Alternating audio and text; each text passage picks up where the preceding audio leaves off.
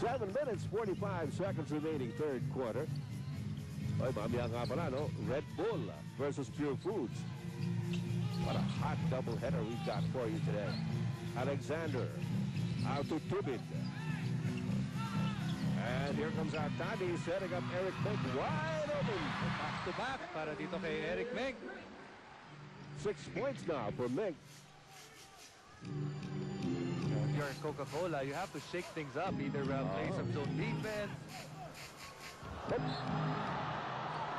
Well, Artadi sticking too close to Copeland. At binuhat si Artadi ni Alexander. Parang isang supot lang ng Lanzones eh.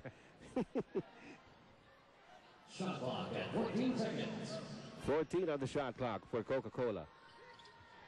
Copeland. Pabagnot. Dixon Ubihingi against Eric Meg. There's the double team. And he bounces it off Eric. Medyo nagkakaproblema si Dixon pagka nadodouble eh, no? And the double of, that's because yung doble ng Barangay Ginebra, very aggressive. At napipilitan siya kagad pumivot palayo dun sa kailangan niyang pasahan. Meron pa tayo 7 minutes and 3 seconds remaining in the third quarter. 17-point lead para sa Barangay Ginebra. At dito, yung galaw ni Junti Valenzuela kanina, bihira yan.